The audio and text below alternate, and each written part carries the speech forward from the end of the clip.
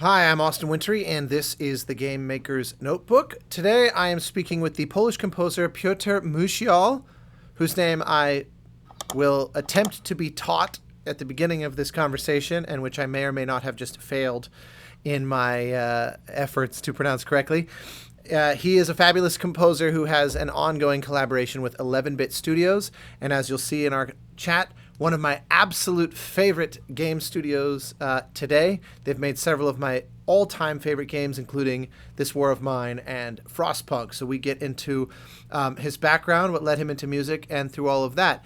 Quick editorial note, my internet decided to crap out on me right as we were saying goodbye at the end of this conversation, so we had to resort to some interesting methods of closing out the chat. But right up until that moment, it was a lovely chat with a lovely guy. I hope you enjoy.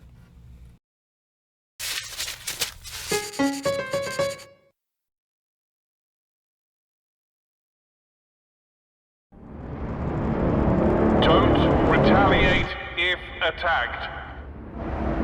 A ceasefire is being negotiated. Avoid escalation. Avoid escalation. Avoid escalation.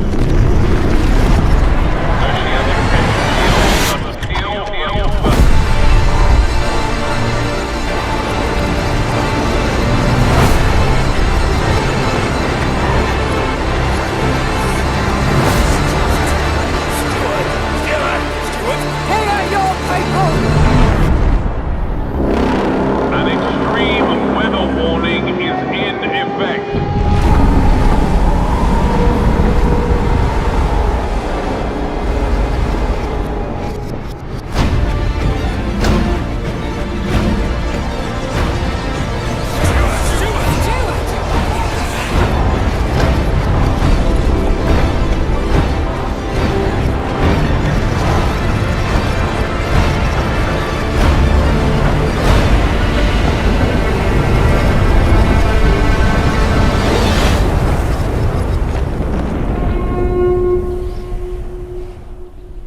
Trust that the steward has a plan. Better times lie ahead.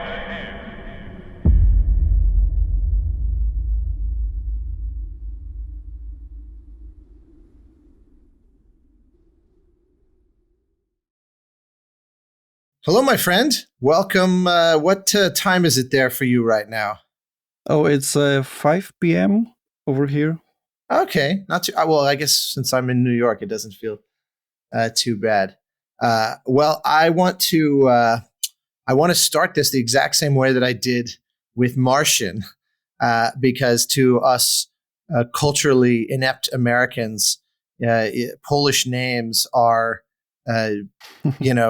complex and easy to get wrong. Now, of course, you share a first name with the great Tchaikovsky, despite he of course not being Polish. So I've always intuited that it's like Piotr, but that's where I want to hear it from the source to know that I'm not being an idiot. Yeah, it's very close. It's Piotr. That's my first name. Piotr Musial. It's almost like the R is sort of stitched together with the right. Interesting. And say your last name again. Musial. Yeah. See again. I look at it and I see, and my American tongue says Musial or Musial or something like that. Oh, it's funny. Even some Americans or people, who don't know it's a Polish name, they read it as musical. It's what? Yeah. Right. Exactly. Yeah. They insert the C in there, and well, it's funny, but it kind of works.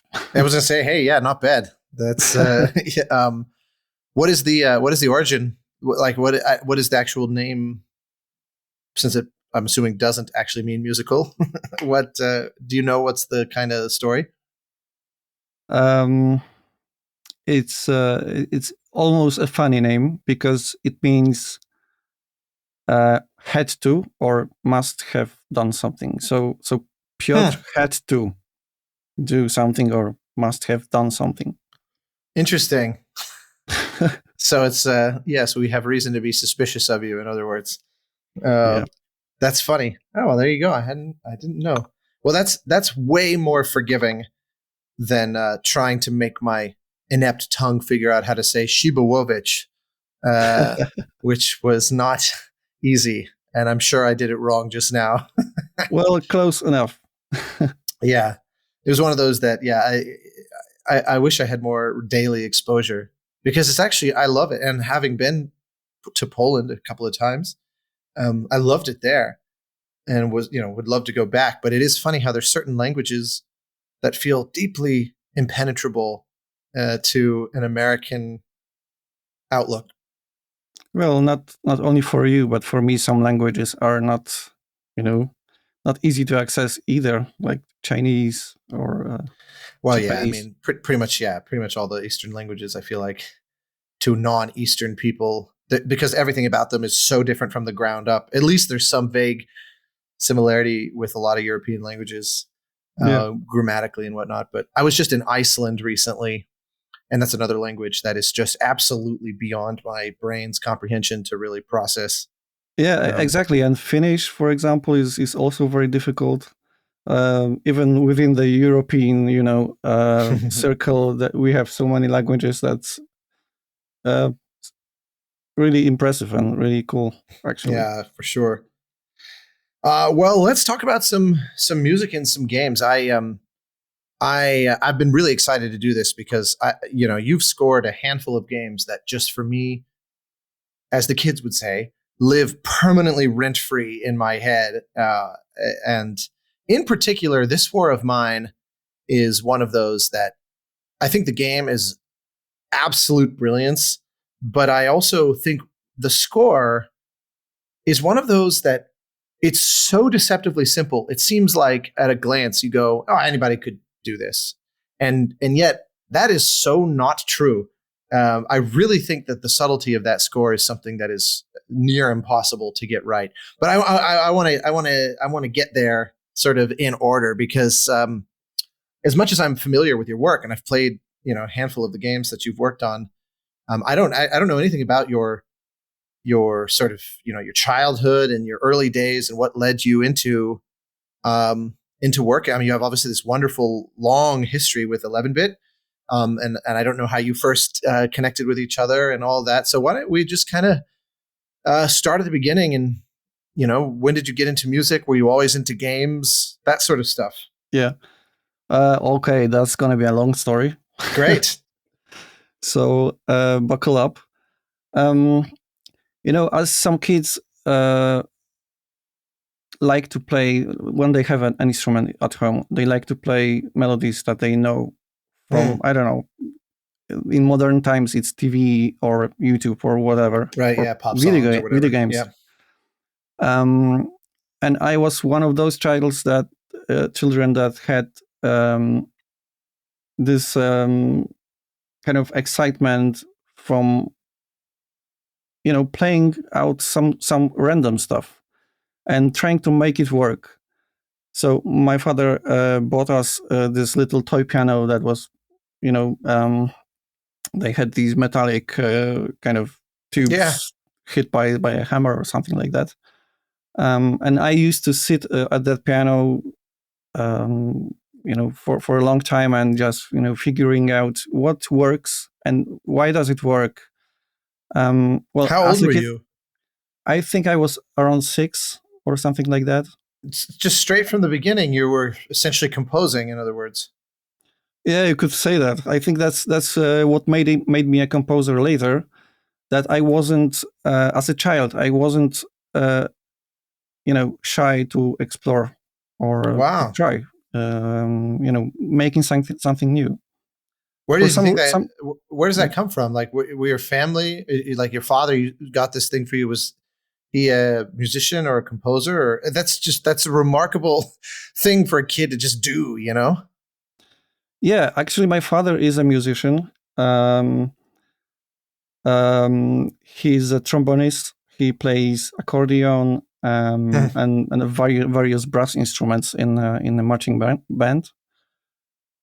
So he kind of brought this.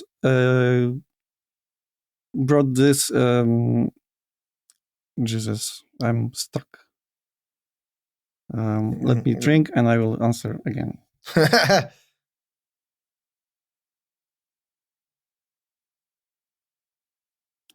Yeah, so my father is a musician. He plays trombone, accordion, and various brass instruments at a marching band. And he brought this, this love for music and marching bands, which of course, I hated at the time, home. And I think that's how he made me love the music as well. For some reason, this aura of his loving music. He brought it home, and I think Yeah, that's right. this was like the syringe of vaccine, or something like that.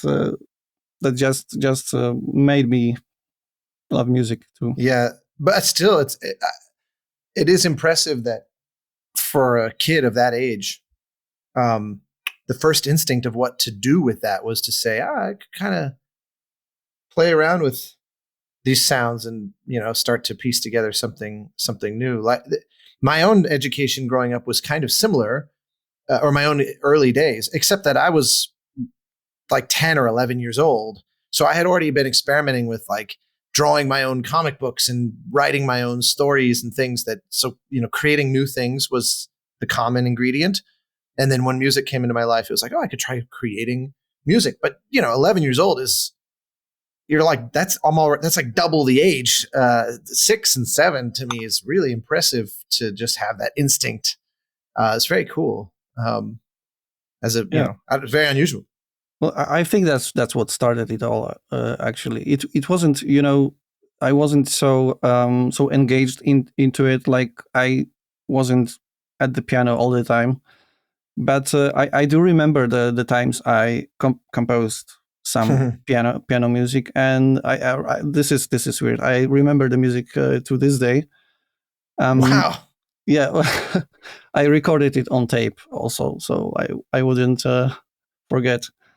Um, yeah, but I think this is what made me not shy of experimenting and trying own style, own music. So then, what? I mean, it's obviously quite a few steps between that and becoming a professional composer. At what point were you on that path and kind of committed? Like, this is what I want to do. Yeah, I didn't go to musical school at first, although we had a musical class in my primary school. So we had choir, we had children. Of course. Yeah, yeah. And we did some concerts. We did some competitions, between schools with the choir. And then I really loved it. I really loved singing in the choir, and overall the sense of things that different sounds, different notes coming together, making harmonies, and this moment of this almost chaotic first rehearsal, getting into this beautifully sounding perfect composition was really exciting for me. So I also wanted to explore playing on instruments, and this didn't happen until 5th grade, I think. And Still then quite young. still quite young, yeah. Although for some reason I wasn't quite young enough to play violin, but that's actually my luck. I went to the first grade musical school at 5th grade, and I was 12, I think, 11 or 12. And Yeah. after the exams, they asked me, "What instruments do you want to play?" And I said, "Flute." Huh. But luckily enough, they didn't have any flutes left in the store, in the storage. So they had me pick either you played trumpet or percussion, and I picked percussion, of course. Wow. Interesting. Um, and so, okay. So then, but that's still super young. You said like 11 or whatever, to 11, 12 years old. Yeah, but I wasn't a composer by then. I was still experimenting. Yeah. of course, I did the second grade school. Then I studied percussion. And by the end of, already knew I was going to be a composer when I started studying at the academy. But I still went the percussion way because it felt really cool. And I really had a lot of experience with different kind of music. When you play percussion in the academy, you get, different variety of music. You get some maybe pop music also if you learn to play drums. Yeah, But right. you get different kind of classical music, and it felt really cool. You could play in an orchestra, you could sing in a choir.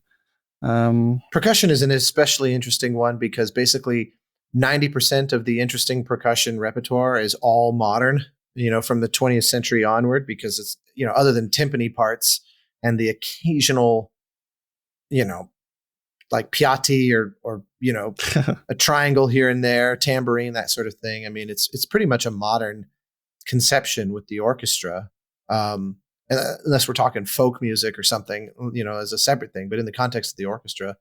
So it doesn't surprise me that getting exposed to modern music that feels a little more connected to the world we live in, playing Stravinsky Yeah. would be more stimulating to someone that might want to be a composer probably than playing Haydn, even if Haydn's brilliant, because it just feels like, oh yeah, this feels more like the stuff that I hear on the radio or I see in movies, that kind of thing, playing video games, of course.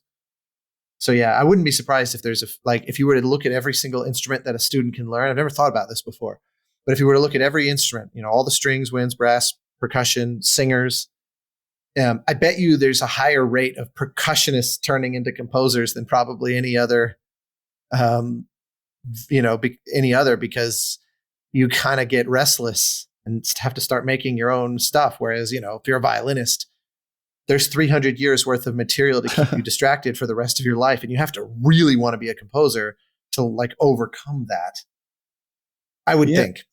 Yeah, there's something to it. Even though we do have transcriptions of classical music, violin concertos, Of course. which some violinist teachers don't really like when we play on a vibraphone, for example. But I was going to ask you what flavor does that imply that you were a mallet guy versus the non-pitched kind of, like, there's tends to be specialties, right? So what did you fall in one space? Yeah, as in my whole life, I've been kind of divided and dualist in a sense. Equally, I think I really loved mallets because that's melodic and it's far more interesting. But then playing drums is it's so much power and it's so cool. I don't know. I can't describe it, but every drummer will know what I'm talking about. Yeah. And to be honest, we have some really. There must be something to it because we have some really cool, great game music composers as well that started as percussionists, like Gareth Coker, Jason Graves. I was gonna say Jason deeply so. Yeah, absolutely. And I didn't remember that about Gareth. I do. I remember he at one point lived in Japan teaching cello or something like that. So I think he had his hand in a few different spots. But okay, but then yeah, absolutely. There are the percussionist turned. I did one year of percussion in university. So I didn't ever specialize in it, but we played, a percussion ensemble doing percussion ensemble pieces. And I liked the mallet stuff, but I definitely preferred, like timpani and grand casa and stuff. Maybe the power aspect of it is part of that, but also I don't know, because you don't have pitch to contend with. The way to make those parts interesting is through rhythm, interesting rhythm. That's like pretty much all they have to offer. There's some, of course, there's some color that you can get, but to me, it's like there's a great Chris Rouse percussion ensemble piece. I can't remember the name of which. It's like a Hawaiian word or something. I can't remember, but it's for it's like for 8 percussion, and Yeah. the rhythms get so wild, and that stuff was so thrilling to play. Just it's like being an athlete, you know. Yeah, there's a lot of power in the rhythm and in those pitched and non-pitched instruments, but also there's a lot of expression that you may feel while it looks like it's very simple. That there's a lot of expression in the simpleness of those instruments. Oh, 1,000%. So okay, so then now we're kind of, I assume, into your 20s by that point. Through all of this, were you always a gamer or had an interest in games, or is it one of those that happened by accident? Oh, sure, sure. From I don't know, maybe I was 8. I started playing on Atari, 8-bit Atari, and Nice. from there, I also tried programming computers, starting basic. I tried some assembler that was still on the 8-bit Atari. Wow. Um, so you may think that it's sort of interconnected as well, like composing and programming could be, you know, similar, activity and similar brain function. It's kind of abstract, but also organized. But I felt like music is more interesting, and from there I took the music road, and of course, But you were playing games through all that. yeah, sure, sure. But I really like the strategy games. Um, Mm. so Civilization, SimCity, for example, and then also StarCraft, and that's like the project that brought me into trying to make game music. I mean, I think we're about the same age. And so it was like the mid 90s, heyday. Because Yeah, I'm totally with you. I always talk about like the point and click adventures was kind of my main go to, but just as important was that era. Command and Conquer, StarCraft, yeah, Total Annihilation, like Age of Empires. There was so many mind-bogglingly great RTSs all hitting at once around those days. And yeah, start like all the Blizzard, StarCraft was mind blowing. Warcraft 1, 2, 3, the hell of an era. Playing modem games of Red Alert. So yeah, I suspect we're on a similar yeah, wavelength here. and they all had really really good game music in it, Yeah. and it was like um, almost like a breakthrough. I think Mm. we weren't recording orchestra yet, but the music was already orchestral, trying to be more than bleeps, blobs, Mhm, the yeah. SID music. Sure. So then when did this start to become a reality? Like what were those early stages? And also, from talking, I've had both Mikolai and Martian on this podcast before.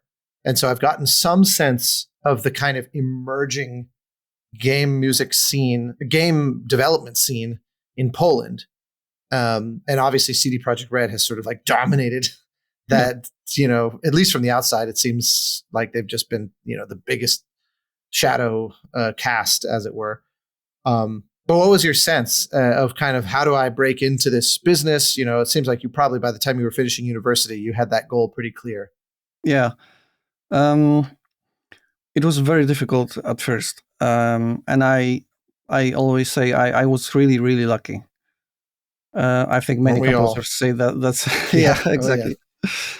Um, yeah, of course, I sent 1,000 emails to Polish companies, to some Polish composers like Adam Skorupa.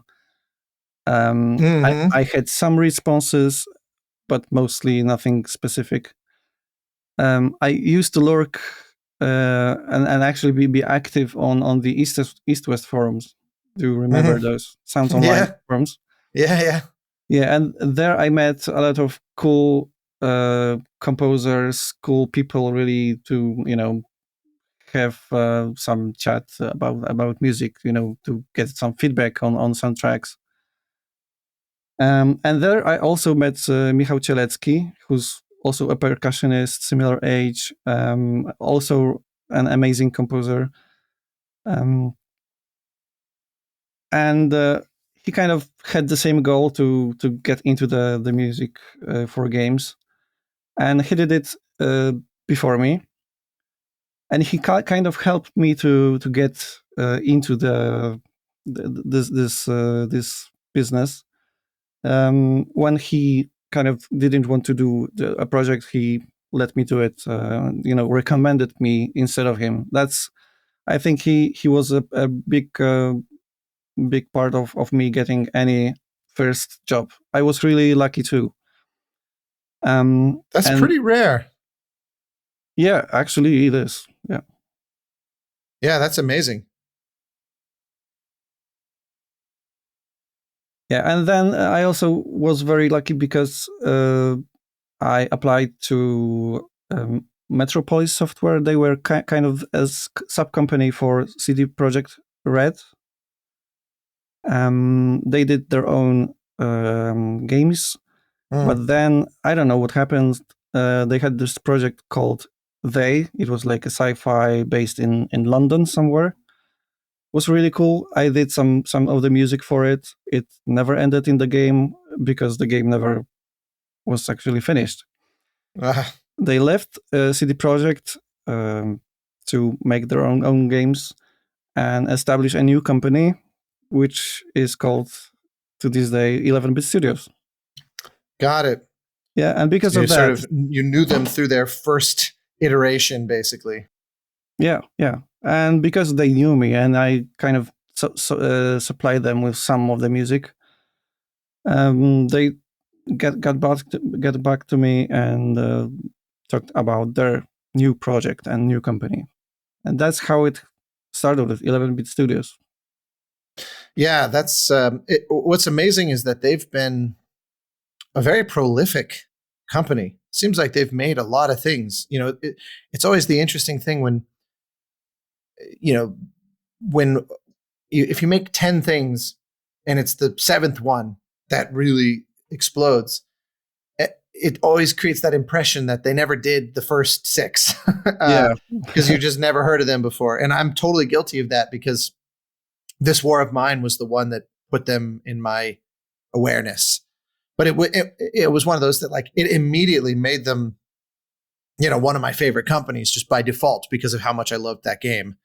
And so, but you've been there, clearly. I mean, how many titles has it even been at this point with them? It's been quite a few, right? Oh gosh. Well, I think around 10.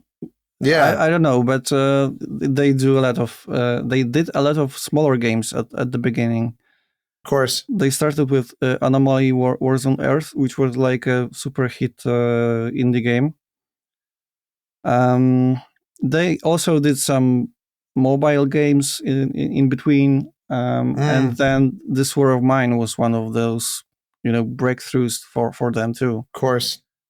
And what is your dynamic like in terms of, because you have a wide range as a composer, and it seems like, and this is an area where I think we're similar. The goal is always just whatever the game calls for. Not every game should have, 4 on the floor, thumping 808s, doing electronic stuff. And not every one of them should be big flowing orchestral scores. It's always supposed to feel right to the situation at hand. And obviously, just the contrast between Frostpunk and This War of Mine proves that you feel at least sort of similarly. But how is it with them? Do they bring you in from the earliest stages, and you're able to kind of craft that together from the ground up, or what's the process like, since you have so much history at this point? The process used to be different from each project to each project, actually. Like, they were almost done with Anomaly Wars on Earth, where when I jumped in. Um, and basically the game was functional and almost finished. So I had very little, guessing work with the music, and that's what I really really like. Well, most composers do when they know what they are doing, right? Never feels like that though. I get Well, what you mean though. It's like when you just don't when you don't have time to question anything and you just have to shoot from the hip. Is that what yeah, you mean? but then also you have the game which is almost finished, and it has some sound design. Right. I see what It's you mean. so Yeah. easy to fit in, to make this, to enhance this, Yeah. rather than doing all the guesswork from, I don't know, Yeah. For years on end. yeah, concept art or something like that. Right. Yeah. No, that's an interesting way of looking at it. I've never really thought of it like that because I love starting at the very earliest stages where because the game is still barely anything, it's sort of open and you can try things and you can even influence the development of it. Um, but you're right. I guess this is why I like doing movies periodically because it's more like what you're describing. There's Yeah. not a lot of guesswork in that way.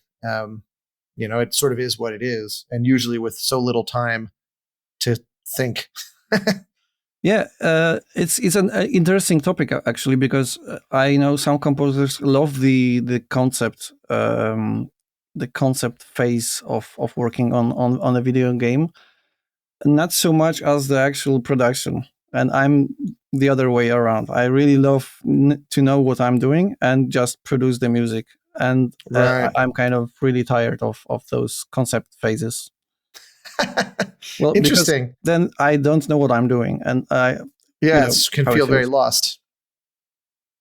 Well, so then, like, walk me through then some of these subsequent 11-bit games. Because at that point, when you have a relationship with the studio, the moment they start a new game, you're probably aware of it at least. Maybe you don't get started right away, or like, let me phrase it this way: do you sort of intentionally delay when you might start in order to have the game kind of crystallize Yeah. more and take more shape? Well, right now it's different than it used to be at the beginning, and we start early. Actually, we kind of have some early teasers with my music also, like Frostpunk 2 and The Alters. I was really early on those projects. Like Right. there was only a proof of concept prototype made in Unity at that time, before they went Unreal Engine. And this Interesting. whole process kind of took 3 years. Uh, most of it was concept phase, which was really hard. Well, tell me about the this war of mine. I'm very curious. What was the first thing you saw when they first showed it to you? What state was it in? And it's always of interest to get a sense. Did it seem special? Because in a way, every game seems special, but sometimes there's just something that makes it seem like this one is better than normal. It's hard to define in the moment. And then, of course, there's also times where you think, "Oh, this seems okay," and then somehow when it ends, you're like, "Holy crap, this thing really turned out well." But I didn't see it coming. So how early were you, and what did it look like at that stage? Yeah, this War Mine had an actual prototype, working prototype, like a vertical slice of the game. It wasn't randomized, so it was almost scripted for the sake of the demo. Right, of course. And I jumped in when it was already functional. Yeah, and I played the game with some, I don't know, reference music, temp tracks in the background. And I initially thought that, you know, this is something different from any game that I've played. It's still a game. There's a lot of mechanical, game mechanics in there at work, but there's something else in the game. There's something more, and I really love that. I was almost, shocked by it. We can make games that are more than just, entertainment. Yeah, no kidding. Yeah, That game is actually still to this day one of my absolute favorite examples of that kind of thing, because I don't know that I've ever played a game that's that depressing and that it's like exhausting. It's one of those that it really makes you feel drained. And Frostpunk kind of does something similar, but this War of Mine was very unique in that way. There's something about it being very zoomed in on the individual. Frostpunk is kind of like how does this general idea feel, but now from higher altitude, and but there's something about the names of these individual people and all that just made it so kinetic. And those little portrait photos. It's exactly.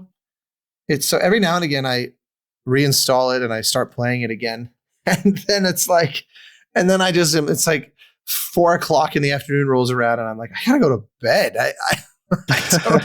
But I love that. I love that about it. It always sounds like I'm, like if I try to explain to someone why they must play it, then I describe how it makes me feel. It sounds like I'm doing the opposite of selling them on the game. It's because it sounds like this is just, you're just going to want to go, like hug a teddy bear afterward, like it. But to me, it's almost nothing has ever made me feel that. And I don't know of any movie or anything that has, because, there's something about the decision-making power of all that in your hands that also amplifies these feelings. It's not just observing a story that's dreary and heavy, but having to make these brutal decisions and always feeling like you made the wrong one. Exactly. So I imagine it had all that pretty clear, even from the vertical slice, and it was they knew. Yeah, even though it was like mostly point and click at that moment, right?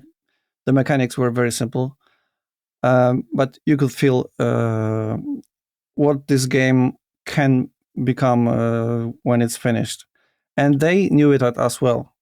And they had a motto right after the demo: we can't. Let's put it lightly. We can't mess it up. Yeah. Oh, I can only imagine. I mean, it's not common that you realize, ooh, I discovered something really magical, but it's unfinished. Yeah. So and this better project, be careful. Yeah, and this project had this much power and this much influence on the people making it and the whole company, that the company shifted from making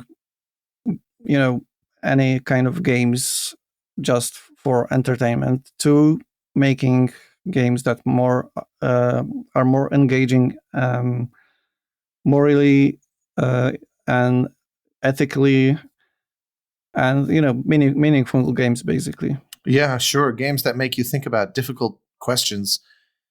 I really like that. What I like is I'm never a fan of games that feel like they are trying to evangelize, for example, because it always comes across shallow. A friend of mine once put it very well, where he said, I like games that ask questions. They don't provide answers.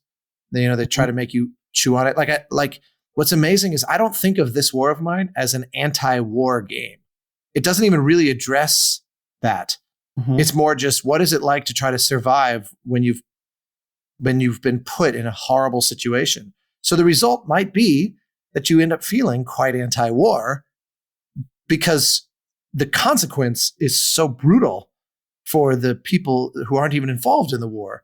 And to me, that's a really effective way to make someone really think through, don't just think about soldiers, but what happens to everybody who ends up being in the kind of radius of that. That's a really effective way if the goal, I don't know what their goal was. In a way, what I love is that it doesn't even really matter. But if the goal, hypothetically, was to make people feel more confidently anti-war, this was a way more powerful way to approach that than, like a strategy game about war directly. You know what I mean? Like, exactly. A or different whatever. Yeah, different perspective basically. They gave you the picture of war from different, completely different view. Yeah. So, and this is what I think is exactly why this game is so impactful, because they don't show you the war as you see it on TV or in the movies. It's the different side of it. Yeah, there's no heroic qualities to it at all. And so how did you unpack that musically? I mean, was this direction part of what were your instincts? Did it take a while to kind of land on it? Because it's like I said, it's deceptively simple. It's so, but to me, it's inseparable from what it feels like to play that game. It's like I can't even listen to that music on its own without viscerally re-experiencing the motions of the game, which is rare. So how did you arrive at that? Was it a long process to discover that It's level really, of simplicity? really cool to hear what you're saying. It wasn't a very, very long process actually. The pacing of the game is very slow. Basically, nothing happens. So you had in your mind that the music should be more abstract and less shaped, in a way, less maybe more ambient, right? But I mean, not necessarily. I mean, you say that as if it's a given, but I think that's just a testament to your taste and to your aesthetic, sure. instincts. I'm sure you would take a different approach, and it would have worked brilliantly too. Oh, I don't know, man. I don't know. It's hard for me to imagine a better score for that game by anyone, because it again, it's just so perfectly woven with. It's where I'm basically just saying, give yourself some credit, because because what seemed obvious to you, I don't know, would be obvious necessarily to anyone. And even if they wanted to go with something sparse and more ambient, most people do that through pads and things that end up being kind of, normal. There was something about the way that you did it with this guitar and everything that was just so much more soulful in a way, while being very minimalist. That is not I don't know. I think you just give yourself some credit for it not being an obvious instinct. But I interrupted you. I'm sorry. Continue on those early process. The early steps. Yeah, but it's cool. So the sparsity of it and the more ambient direction was kind of intuitive to me. And we tried with some, because the game at first was called Kosovo. It was about specific conflict. Then they went away from it, but some shades of it you can see in the game, like specific graffitis on the walls or something like that. Basically Balkans. Yeah. So I was thinking, all right, let's get some Balkan instrument, maybe a trumpet playing specifically. Let's try and make ambience using that, or maybe use it as a lead instrument. And it didn't work. I mean, it worked for me, but they felt like, okay, this may be too specific. Maybe it was the point where they generally thought that it was too specific.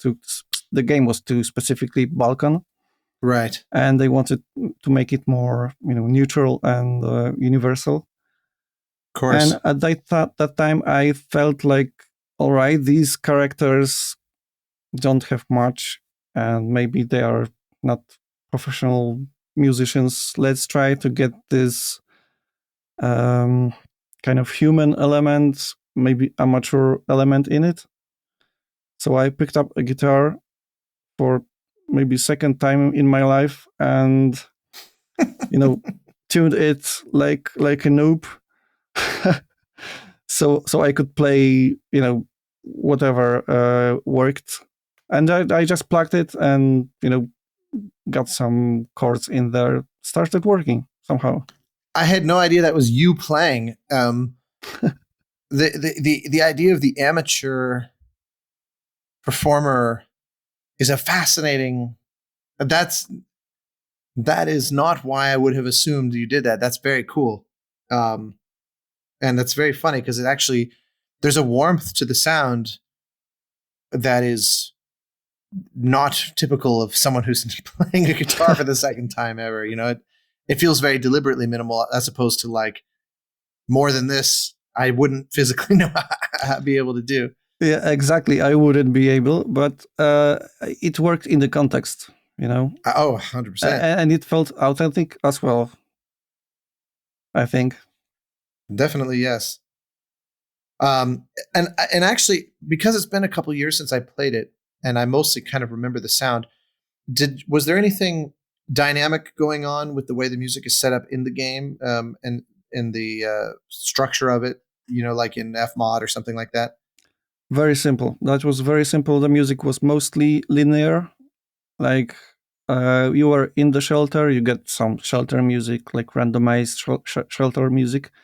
Yeah, I see. Unless you are doing really well, then you get some more positive in a This War of Mine scale positiveness. I feel like I probably never heard that. I always feel like maybe I'm terrible at the game, but I always feel like, I'm barely hanging on here. Yeah, but some players noticed that this track is more like a relief. If you hear this track, then you know what the life's going well. And then we also had some music, especially for the scavenging, but Right. It was mostly linear. Yeah, I see.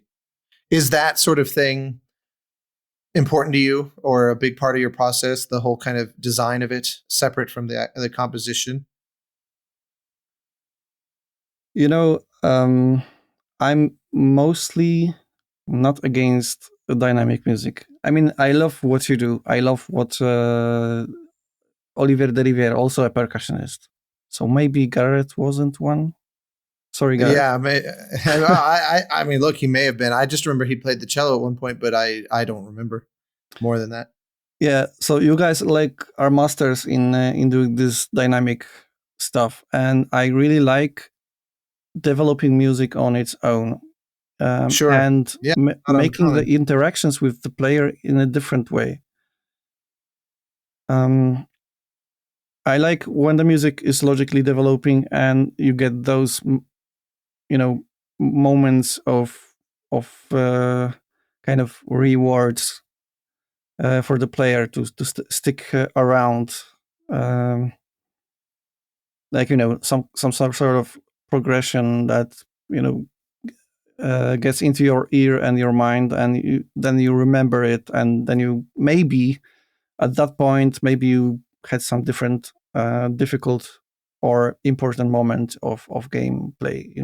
Some it's difficult to explain, but I like to let the player interpret the music more. I like to leave them more space than trying to direct them. Yeah, right. Sure. Yeah, absolutely. No, I kind of suspected that it was something like that, but I couldn't remember. But also because the music is so ambient, it's easy to kind of hide if there was something more elaborate going on. Mm-hmm, mm-hmm. I guess so. Case, yeah. Well, I love that one so much. So then we obviously flash forward a couple more years and get to Frostpunk, which is like the opposite aesthetic in so many ways. I mean, even though it's so interesting because the general emotion of it is so similar, in that it's sort of this brutal struggle, but it's a very different game. It's amazing how it doesn't feel at all like a reskin or something like that, or slightly different mechanics.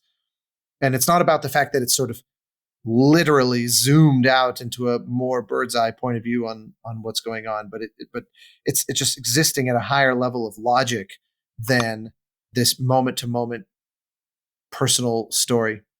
So again, same questions, because again, I love Frostpunk so much. It's just another one of those games I've periodically reinstall and then punish myself. uh, so what was this one like in its earliest stages? And again, what were your thoughts? You thought, okay, I've done the amateur guitar thing, so where do we go next? Yeah, I jumped in to work on Frostpunk, the first one, Frostpunk. Um, I think around a year before the release. Oh, okay, fairly late, I would think, right? I think so. Maybe I'm, it was a couple of years ago, so I don't quite remember, but it feels like a year. Right. um, we had I went to the company and played the game, of course. The prototype, it was fairly simple, but you could already feel what they are aiming for, and it was mostly a simple strategic game, city builder. There wasn't so much of all the moral questions in it. It was mostly a simple game. Was it their plan to add that because it was, they were like vertical slices and whatnot tend to be Yeah, about mechanics and features? Like, it was a plan to add all that, or was it one of those that there was a discovery along the way? I think it was a discover along the way, because like with this War of Mine, that they kind of felt like this is just not enough, and maybe someone threw an idea here and there. Let's try, giving those people names. Let's try asking the player to do something maybe immoral, maybe difficult, uh, some decisions that the player wouldn't be so proud of, in order for the people to survive. Um, and I think when I was there on the first meeting, it had some of these elements, but it was basic, very basic. So I think they kind of realized what they had, what they can do with it, what the tools they just discovered, and how to use them. So I think this developed further from there. Yeah, I see. Did that influence the musical direction that you were going? Like the kind of the how gray it starts to get, and how kind of there's no obvious, like, do you want to be a hero or a villain? But it's just sort of like, I got two people arguing and they both have good points, but I got to pick one. Yeah. How did that play into the music at all, or was it more of a general mood? Kind of walk me through that. Yeah, at first we did the teaser. The first ever teaser of Frostpunk was about a man falling into a cave. Basically, he's already there. We just see the snowflake falling from the opening of the cave onto his body. And I was thinking, what would make Frostpunk, what would Frostpunk mean in the musical sense? And I got hooked on the word frost, basically. So I what kind of frosting can I do on the music? And I discovered that you can freeze sounds, like using pulse stretch, for example.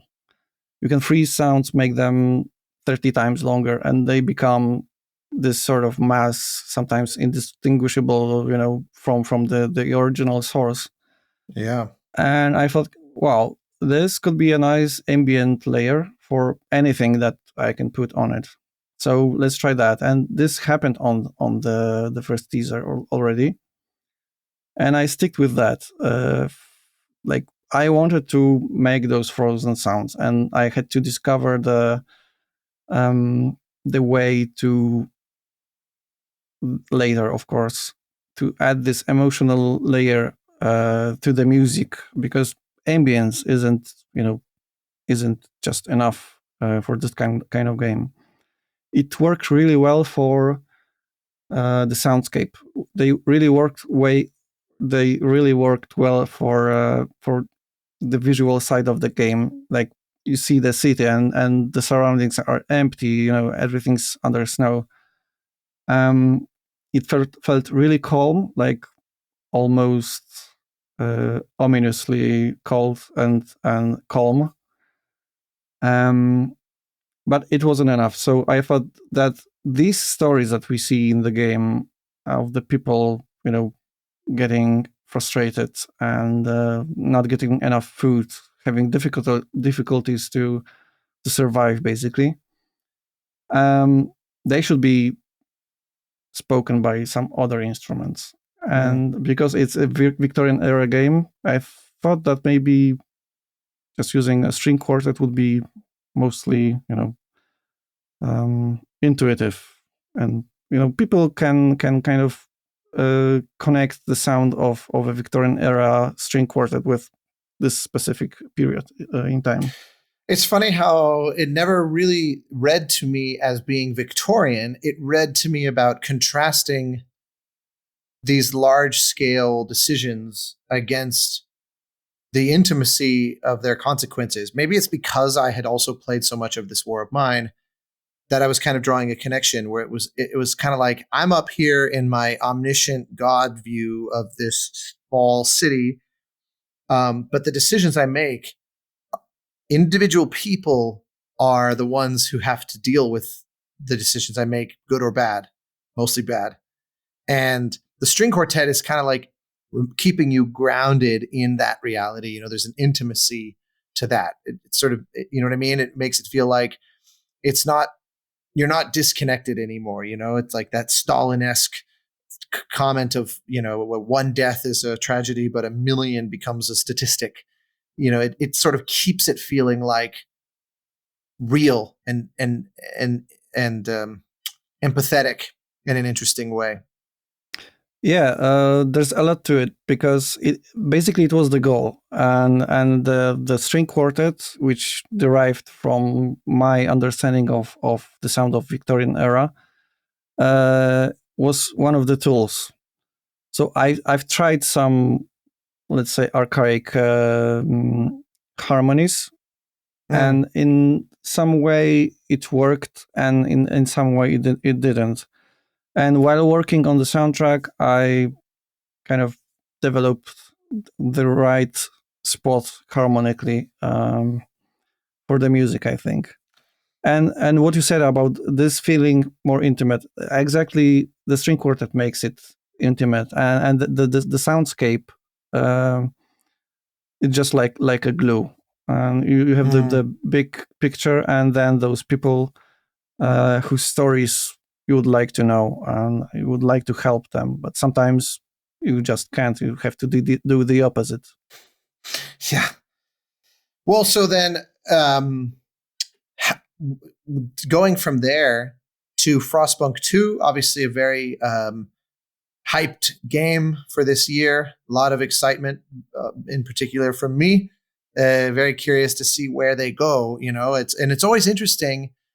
Like, for example, in a parallel lane, I love Darkest Dungeon, and I found it fascinating that when they did the sequel, they really heavily rethought a lot of the core game that defines it. They didn't just make part 2 the same but new content or something, or new, it's not like now, solar punk and it takes place in a desert or something like that. It's, it's a real rethinking. And I felt like this one kind of went a similar road where it's a shockingly different game from the first one. It kind of feels like if you put the 3 games in a row, obviously 11-Bits made a bunch of games, but if you put all 3 in a row and you get this War of Mine, Frostpunk 2, it feels like each one you're going to a higher level.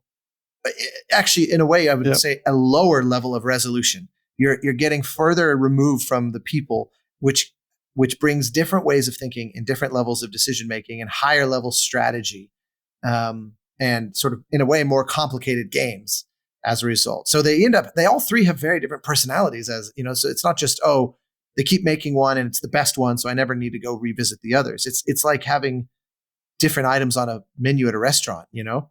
Yeah. So again, I guess, I keep asking the same question, but when they first showed it to you, what were your impressions and how far along was it? And then of course, how did that translate into musical? Because this is a way more orchestral score than the previous ones, obviously.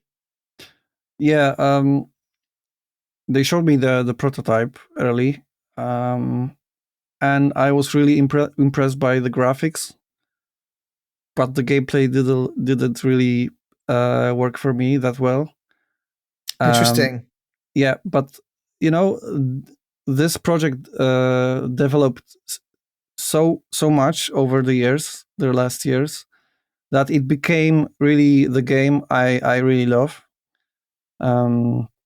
And as you say, this War of Mine was like on the very personal level, and then you get those hundreds of people in Frostpunk 1, and then you get almost disconnected by the scale of Frostpunk 2.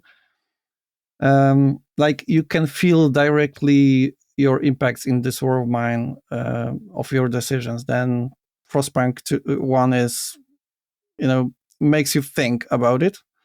And then Frostpunk 2 isn't like, you may not feel connected to the people at all, but I think this is the point of the game. The moment of realization that at the very end of the game, you get this summary, the outro. It makes you think, you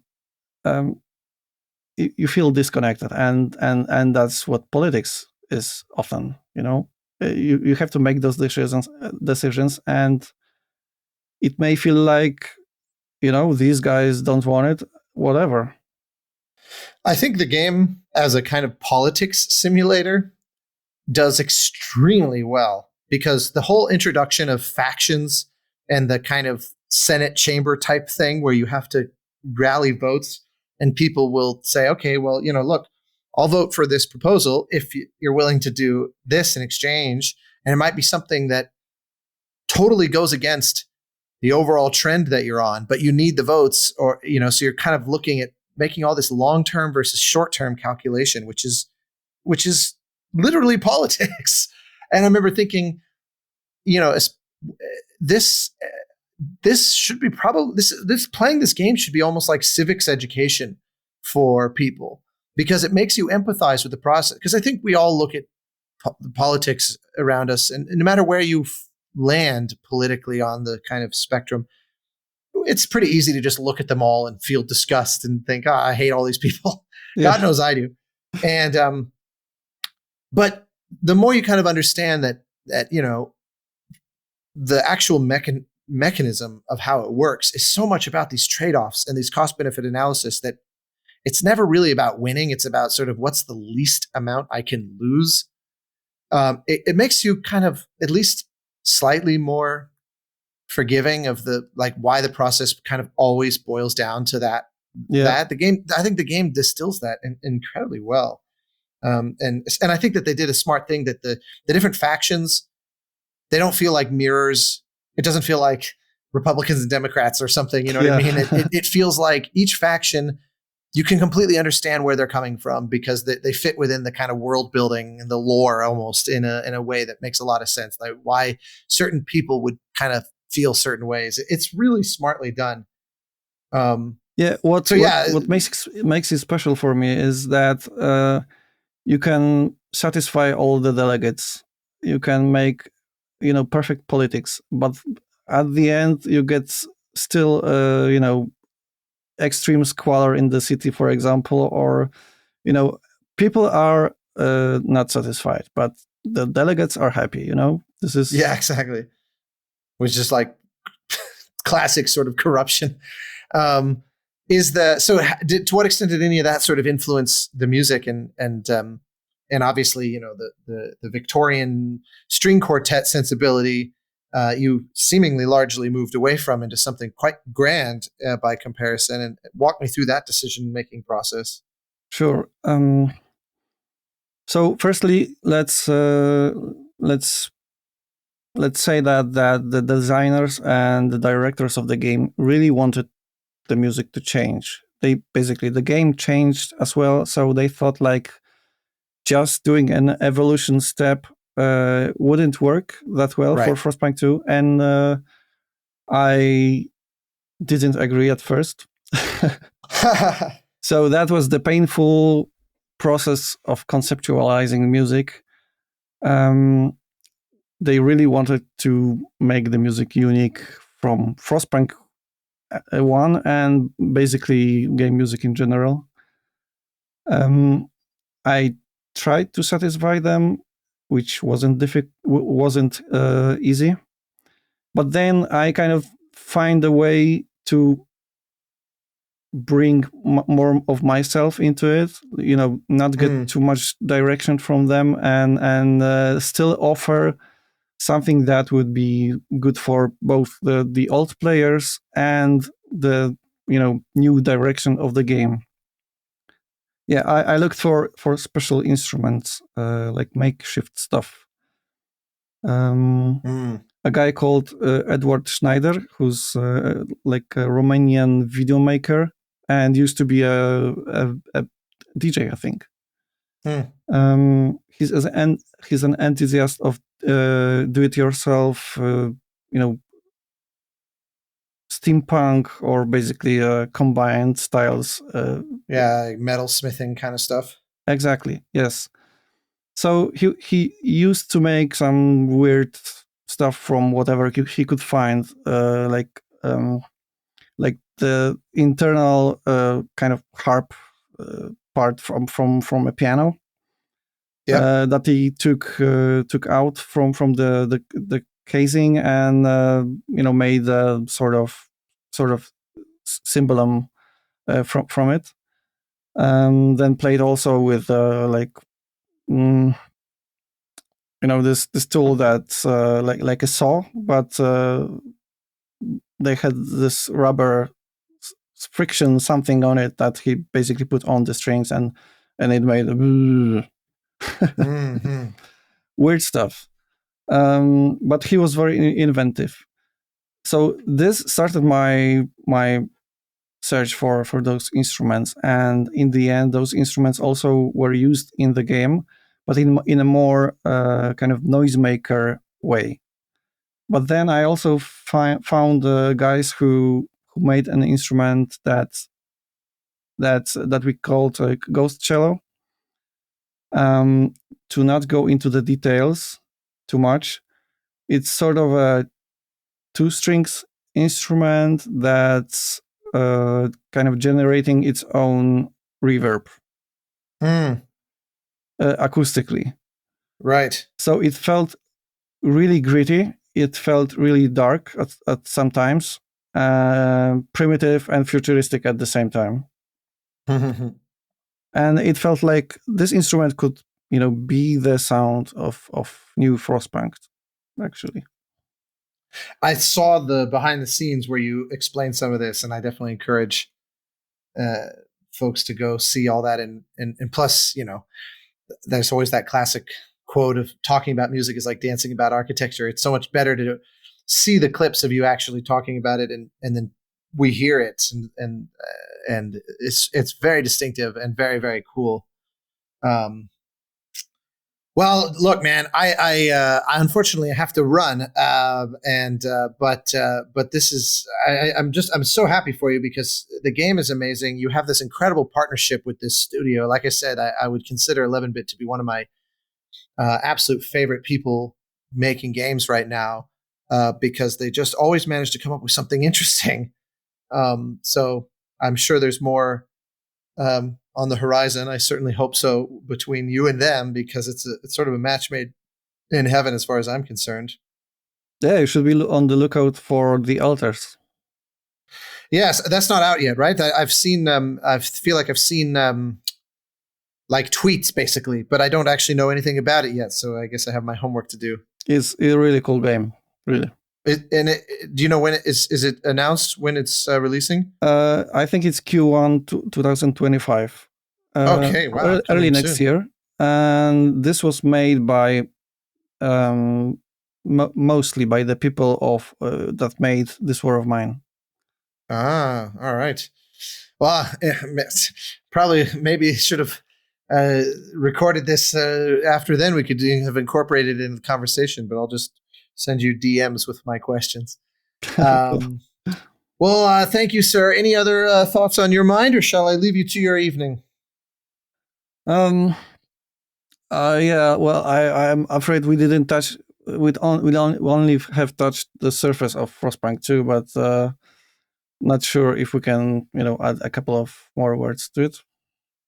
Do you have time? Well, certainly anything that feels we'd be remiss to leave out. I mean, obviously, we didn't even talk about the fact that you've collaborated, of course, with CD Projekt Red and work on Diablo and all these other things. But to me, these games are your, they're just we have to focus on them. But sure, no, go ahead.